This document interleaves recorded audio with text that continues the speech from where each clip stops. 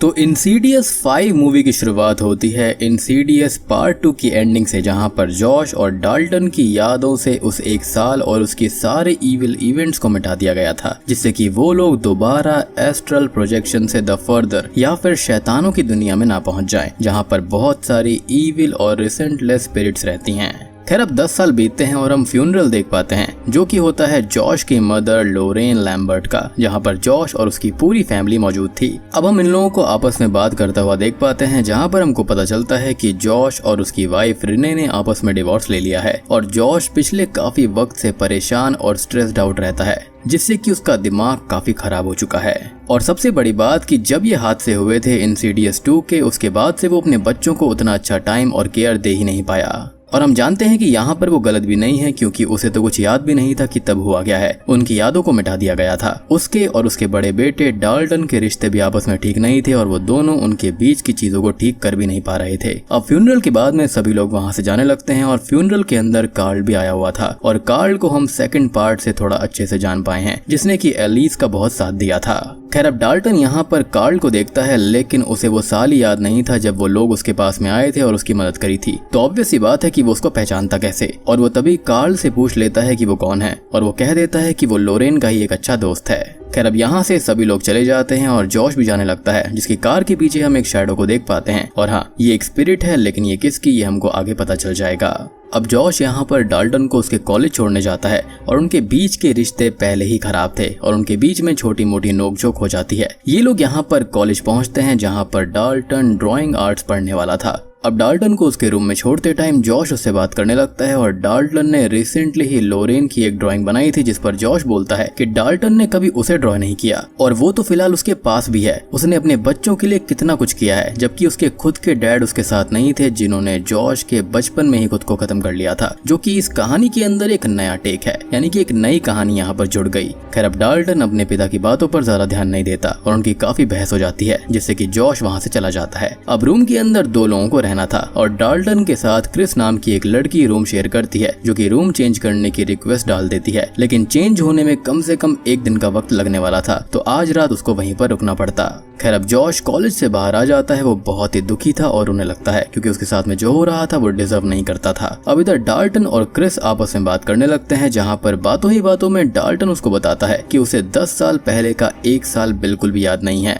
जो कि उसे बहुत ही ज्यादा अजीब लगता है और उसे अब अंधेरे से भी डर लगता है। खैर अब अगले दिन जॉश डाल्टन को मैसेज करता है, जिसके अंदर वो कहता है कि डाल्टन की बात को वो समझता है और वो भी नहीं समझ पा रहा कि उसे हुआ क्या है, और वो जल्दी ही सब कुछ पता कर लेगा कि ये सब क्यों और कैसे हो गया। खैर तभी हमें डाल्टन को दिखाया जाता है, जो कि अपनी आर्ट्स क्लास में था और वहाँ पर वो अपनी टीचर को लोरेन की ड्राइंग दिखाने वाला था, लेकिन उसको लगता है कि ये अच्छी नहीं होगी, तो वो उसको फाड़ देता है। तभी उनकी प्रोफेसर सबको उनके मन के अंदर दबे हुए ख्यालों से ड्राइंग करने को बोलती है और डाल्टन अपने मन में झांक कर एक ड्राइंग बनाता है और ये ड्राइंग होती है एक डोर की, और ये डोर द फर्दर का वो डोर है जहाँ से डीमंस उनके पास आ सकते हैं, खासकर कि वो लिपस्टिक फेस डीमन, जो कि पहली मूवी और इस पूरी सीरीज का ही मेन एंटागनिस्ट है, यानी कि इविल है। खैर तभी डाल्टन को उस डीमन का हाथ हॉन्ट करता है और जॉश को भी अपने नाइटमेयर्स में वही रेड डोर दिखाई देता है, यानी कि यहाँ पर सारी चीजें आपस में जुड़ी हुई थी। अब डाल्टन की ड्राइंग में थोड़ा सा खून लग जाता है, तो वो उसको थोड़ा सा फैलाता है, जिससे कि वो डोर लाल हो जाता है और हम समझ पाते हैं कि यहाँ पर कहानी उसी रेड डोर के बारे में होने वाली है। और यहाँ पर सबसे बड़ी बात यह है कि जॉश और डाल्टन दोनों को ही वो साल याद नहीं है, यानी कि इंसीडियस 1 और इंसीडियस 2 के सारे हादसे उनको याद ही नहीं थे, क्योंकि ऑब्वियस ही बात है उनको भुला दिया गया था।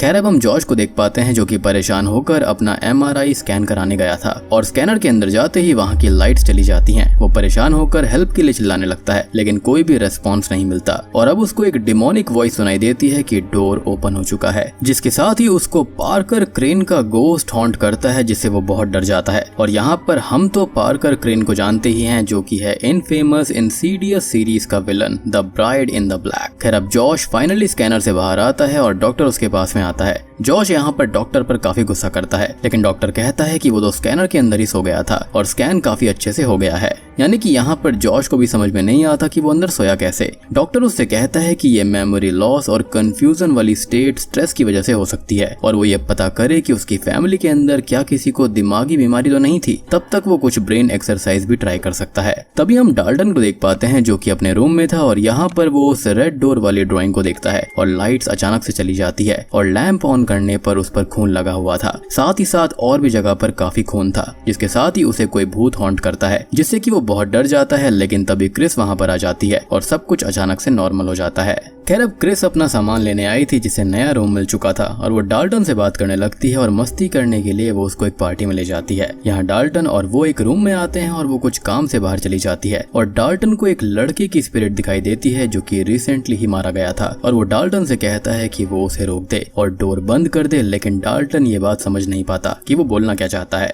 खैर वो गोस्ट उसे और हॉन्ट करता है, लेकिन तब तक क्रिस वहाँ पर आ जाती है और वो लोग हॉस्टल के लिए निकल जाते हैं। अब हॉस्टल आकर डाल्टन उसी रेड डोर की ड्राइंग को पूरी करने लगता है, उसके पीछे के रहस्य को जानने के लिए। तभी वो अपनी आंखें बंद करता है और अनजाने में एस्ट्रल प्रोजेक्शन करने लगता है और हॉस्टल के अंदर ही घूमते हुए क्रिस के रूम तक आ जाता है। यानी कि उसकी स्पिरिट यहाँ वहाँ घूम रही थी और उसकी बॉडी वहीं पर थी, और वहाँ पर रखा हुआ इंस्ट्रूमेंट वो प्ले करता है, जिससे कि क्रिस जाग जाती है। और अचानक से ही डाल्टन की स्पिरिट अपनी बॉडी में वापस आ जाती है, जिससे कि वो जाग जाता है। खैर अब क्रिस उसके पास में आती है और पूछती है कि वो क्या कर रहा था। इस पर वो कहता है कि उसे भी नहीं पता कि अभी क्या हुआ है। वो सपने जैसी जगह में गया था, लेकिन वो सपना नहीं था, और उसे लगता है कि या तो वो किसी चीज के करीब जा रहा था या फिर कोई चीज उसके करीब आ रही थी। अब तभी हम जॉश को देख पाते हैं, जो कि अपने घर पर था और यहाँ पर उसे कोई स्पिरिट हॉन्ट करती है, या फिर यूं कहें कि उसके पास आने की कोशिश करती है, लेकिन वो तुरंत ही गायब भी हो जाती है। और हम जानते हैं कि इन दोनों के पास में ही एक गिफ्ट है, जो कि है एस्ट्रल प्रोजेक्शन का। ये जैसे ही अपनी आंखें बंद करते हैं, ये पहुंच जाते हैं द फर्दर में, यानी कि एक ऐसे डायमेंशन में जहाँ पर ढेर सारी स्पिरिट्स और डीमंस रहते हैं। खैर अब उसे एक बॉक्स मिलता है जिस पर किसी का नाम लिखा हुआ था, और वो उसको ओपन करके देखता है तो इसके अंदर उसकी मदर और उसके डैड की फोटोज थी, और जिस स्पिरिट ने उसको हॉन्ट किया था ना, वो उसके फादर की ही थी। और जैसा कि मैंने कहा था कि उसको रिफ्लेक्शन में एक स्पिरिट दिखाई दी थी, तो वो कोई और नहीं, वो उसके डैड की ही स्पिरिट थी। खैर अब हम डाल्टन को देखते हैं, जो कि उस पेंटिंग के बारे में पता लगाने की कोशिश कर रहा था। अपने छोटे भाई से भी पूछताछ करता है, लेकिन उसको कुछ खास समझ में नहीं आता। हालांकि उसने अपनी मेमोरीज के टुकड़ों से एक साया भी उस डोर के सामने बना लिया था, लेकिन ये किसका साया है ये फिलहाल हमको नहीं पता। लेकिन ऑब्वियस सी बात है, इंसीडियस फैंस तो पहले से ही जानते हैं। खैर तभी वहां पर क्रिस आ जाती है, जो कि उसको बताती है कि जो डाल्टन ने फील किया है वो असल में एस्ट्रल प्रोजेक्शन है, और वो उसको कुछ वीडियोस भी दिखाती है, जिसके अंदर हम देख पाते हैं स्पेक्स और टकर को, जो कि एलिस के साइड किक्स थे, यानी कि उसके पार्टनर्स थे। और यहाँ पर हम एक सेशन का वीडियो एलिस का भी देख पाते हैं, जिसके अंदर वो बताती है कि द फर्दर में फंसी हुई स्पिरिट्स तकलीफ में होती हैं, जिन्हें सदियों तक उनके पापों की सजा काटने के लिए वहां पर छोड़ दिया जाता है। लेकिन वहां पर खाली ये स्पिरिट्स नहीं, बल्कि ढेर सारे डीमंस भी होते हैं, और वो हमारी दुनिया में आने की कोशिश करते हैं हमारी जिंदगी को लेने के लिए, क्योंकि वो जीना चाहते हैं। और डीमंस तो यहाँ पर इतने खतरनाक हैं कि वो यहाँ पर हमारी बॉडी तो चाहते ही हैं, यानी कि हमको पजेस करना चाहते हैं, लेकिन साथ ही साथ हमारी दुनिया के अंदर तबाही भी मचाना चाहते हैं। खैर अब डाल्टन उस लड़के की स्पिरिट से कांटेक्ट करने की बात करता है जिसने उसको हॉन्ट किया था, और वो कांटेक्ट उससे इसलिए करना चाहता था क्योंकि उससे ही पता चलेगा कि वो डोर के बारे में क्या कहना चाहता था। अब वो और क्रिस वहां पर जाते हैं और वहां पर वो एस्ट्रल प्रोजेक्शन ट्राई करता है, लेकिन कुछ पता लगा पाए उससे पहले ही डीमन क्रिस के ऊपर हमला कर देता है और बाकी गोस्ट उसको परेशान करने लगते हैं। अब डीमन के हमला करने से होता यह है कि क्रिस वहीं पर बेहोश हो जाती है, जिसको निक नाम का एक लड़का होश में लेकर आता है, जो कि वही है जिसकी पार्टी में ये और डाल्टन गए थे, और डाल्टन भी वापस जाग जाता है। अब तभी हम जॉश को देखते हैं, जो कि एक आदमी के बारे में पता करने जाता है जिसका नाम बेन होता है, और उसको पता चलता है कि वो कोई और नहीं बल्कि उसके ही फादर थे, जिन्होंने खुद को खत्म किया था, और वो एस्ट्रल प्रोजेक्शन कर पाते थे, जिससे हम समझ पाते हैं कि ये गिफ्ट या फिर ये जो कर्स है वो जॉश और डाल्टन में वो कैसे आ गया। अब जॉश रिने के पास में जाता है और दूसरी ओर डाल्टन भी अपने भाई से पूछता है कि उसे कुछ याद है कि 10 साल पहले क्या हुआ था, इस पर वो कहता है कि उसके दिमाग के अंदर एक तस्वीर तो है जो कि उसको सच लगती है, लेकिन मॉम कहती है कि वो बस उनका वहम था। यानी कि पूरी फैमिली को यहाँ पर सब कुछ पता था, लेकिन इन दोनों को कोई बताना नहीं चाहता था, क्योंकि ऑब्वियस सी बात है अगर इनकी मेमोरीज वापस रिकलेक्ट हो जाती हैं तो ये फिर से एस्ट्रल प्रोजेक्शन करने लगेंगे, जिससे कि इनकी फैमिली के अंदर फिर से तबाही मच जाएगी। लेकिन अनजाने में ही यहाँ पर जॉश और डाल्टन दोनों ही एस्ट्रल प्रोजेक्शन कर रहे थे। खैर अब डाल्टन उस पेंटिंग को पूरा करता है तो उसमें असल में जॉश ही था हैमर के साथ में, और ये यादें तब की हैं जब जॉश ने पजेस होकर उसको खत्म करने की कोशिश करी थी पार्ट 2 के अंदर। और हम जानते हैं कि जॉश को उस पार्ट के अंदर पार्कर क्रेन की स्पिरिट ने ही पजेस किया था। अब डाल्टन बहुत ज्यादा परेशान होने लगता है, और दूसरी ओर जॉश भी रिने से बात करता है और उसको बताता है कि बेन का उसकी मदर के लिए आखिरी नोट ये था कि सब कुछ उसके साथ खत्म होगा, लेकिन क्या खत्म होगा इस बात को वो नहीं जानता है। खैर अब हार कर उसकी बीवी रिने उसे सब कुछ बता देती है जो कि पहले हुआ था, उसने क्या किया था, उसके साथ में क्या हुआ था, सब कुछ बता देती है। अब ये सब सुनकर वो बहुत दुखी हो जाता है कि उससे ये सब छुपाया गया था। हालांकि रिने बताती है कि ये सब कुछ रोकने के लिए था, उसकी यादों को दबा दबाना जरूरी था और वो बच्चों को नहीं समझा पा रही थी कि क्या हुआ है और झूठी कहानियां भी नहीं बना पा रही थी और इसलिए ही वो लोग अलग हो गए थे। खैर अब तभी वहाँ पर डाल्टन का छोटा भाई फॉस्टर आ जाता है और डाल्टन की बनाई हुई पेंटिंग को देखता है जिसके अंदर पजेस्ड हालत में जॉश था। अब हम डाल्टन को देखते हैं जो कि एस्ट्रल प्रोजेक्शन में चला जाता है और अब वो उस वक्त को देखता है जब जॉश पजेस होकर सबको मारने वाला था और तब यंग डाल्टन अपने रियल फादर जॉश की सोल को द फर्दर से वापस लाने के लिए एस्ट्रल प्रोजेक्शन में जाता है और उनको ढूंढने लगता है। ये सब हमने पार्ट 2 के अंदर देखा था और यहाँ पर पजेस हुआ जॉश उसको खत्म करने ही वाला होता है और इंसीडियस 2 में तो एलिस उसको बचाती है, लेकिन यहाँ पर खुद टीन डाल्टन यंग डाल्टन को बचाता है। आपको याद होगा कि बीच बीच में मूवीज के अंदर कुछ वियर्ड सी मोमेंट्स होती हैं, यानी कि जब ये लोग एस्ट्रल प्रोजेक्शन के अंदर जाते हैं तो यहाँ पर टाइम मैनिपुलेशन भी होता है और हम बहुत ही वियर्ड सी मूवमेंट्स को देख पाते हैं जिसके बारे में कोई भी समझ नहीं पाता। तो यहाँ पर ये वही है, जैसे कि यहाँ पर एलिस ने एक लड़की को बचाने के चक्कर में ये रेड डोर ओपन कर दिया था और उसको ऐसे ही छोड़ दिया था, जिसके चलते ही यहाँ पर बचपन में यंग डाल्टन पजेस हो गया था। और इस मूवी के अंदर टाइम का बहुत ही ज्यादा मैनिपुलेशन किया जाता है, लाइक आप बहुत ही पुराने मोमेंट के अंदर भी जा सकते हो। खैर अब वो खुद को किसी अजीब सी जगह पर पाता है और यहाँ पर उसकी मेमोरी से जुड़ी बहुत सी चीजें थी जिससे उसे उस साल का सब कुछ याद आ जाता है। अब हम उसी डीमन को देख पाते हैं जिसने यंग डाल्टन को भी पकड़ा हुआ था और वो डीमन उसके सामने आकर खड़ा हो जाता है जिससे कि वो जाग जाता है। लेकिन यहाँ पर असल में हुआ ये था कि उस डीमन ने फाइनली डाल्टन की बॉडी को ही ले लिया था जो कि वो हमेशा से चाहता था। और अब तभी वहाँ पर क्रिस भी आ जाती है जिससे कि वो डीमन खत्म करने की तैयारी करने लगता है। तभी हम जॉश को देख पाते हैं जो कि एस्ट्रल प्रोजेक्शन में जाता है और डाल्टन को ढूंढने लगता है क्योंकि अब भी उसको ही अपने बच्चे को बचाना होगा। वो डाल्टन को ढूंढता है जो कि उससे कहता है कि उसने सबको मारने की कोशिश करी, लेकिन जॉश क्लियर करता है कि उसने किसी को नहीं मारा था, ना ही उसने ऐसी कोई कोशिश करी थी और जो कुछ किया था या फिर करवाया वो डीमंस ने करवाया था जो कि डाल्टन को भी कंट्रोल कर सकते हैं, इसलिए उन्हें यहाँ से निकलना पड़ेगा। बेसिकली यहाँ पर डाल्टन की रियल स्पिरिट को अपनी बॉडी के अंदर वापस जाना होगा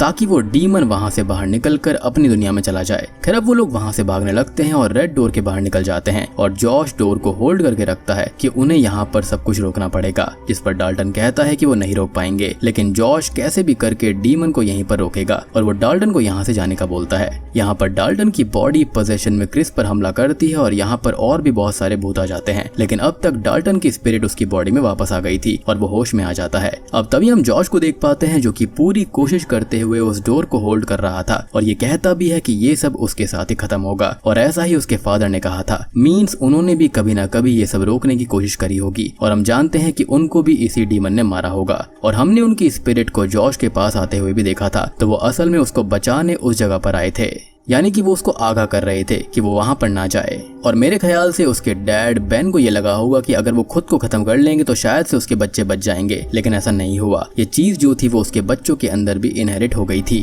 खैर अब वो डीमन डोर तोड़ने लगता है और वो बाहर आने ही वाला होता है, लेकिन अब तभी डाल्टन अपनी बनाई हुई पेंटिंग के डोर पर ब्लैक पेंट करने लगता है जिससे कि वो डोर यहाँ पर द फर्दर के अंदर भी बंद होने लगता है क्योंकि वो उसने ही ओपन किया था। और ये डोर जो है वो भूलने से बंद नहीं होने वाला था बल्कि याद रखने से ही बंद होने वाला था और जब तक वो उसको बंद रखना चाहे वो रख सकता था। अब जैसे ही डाल्टन अपनी पूरी की पूरी पेंटिंग को रंग देता है तो उसके बाद में क्रिस उसको बोलती है कि उसे इस पेंटिंग को जलाना होगा, लेकिन डाल्टन बोलता है कि इसको अपने पास सेफ रखना होगा, इसको महफूज रखना होगा ताकि ये फिर से ओपन ना हो पाए। यानी कि इनकी मेमोरीज को मिटाना बिल्कुल भी सही नहीं था और यहाँ पर जो एलिस थी उसने ये काम गलत किया, या फिर ये कह सकते हैं कि उसने फ्यूचर देख लिया होगा। खैर अब तभी जॉश भी वापस अपनी दुनिया में आ जाता है और सब कुछ ठीक हो गया था और डाल्टन के साथ उसके रिश्ते भी अच्छे हो गए थे। और फाइनली डाल्टन ने जॉश की पेंटिंग बनाई थी जिसके अंदर पहली बार जॉश डाल्टन को द फर्दर से बचाकर ला रहा था और ये देखकर यहाँ पर जॉश बहुत खुश होता है। खैर अब जॉश जैसे ही बाहर आता है तो उसको यहाँ पर एलिस की स्पिरिट दिखाई देती है जो कि उसको कहती है कि उसने काफी अच्छा काम किया और उनका फ्यूचर काफी ब्राइट है, लेकिन बस उसको एक बात का ध्यान रखना होगा कि वो एस्ट्रल प्रोजेक्शन करते हुए कहीं फर्दर में बहुत ज्यादा दूर न चला जाए। खैर अब तभी हम एक पोस्ट क्रेडिट सीन में देख पाते हैं जहां पर वही डोर हमको दिखाई देता है जिसके आसपास कुछ हलचल होती है, यानी कि यहाँ पर ये चीज अभी खत्म नहीं हुई है और अब ये डीमन और सारी की सारी स्पिरिट्स उस इंसान को ढूंढेंगी जो कि यहाँ पर एस्ट्रल प्रोजेक्शन कर पाएगा।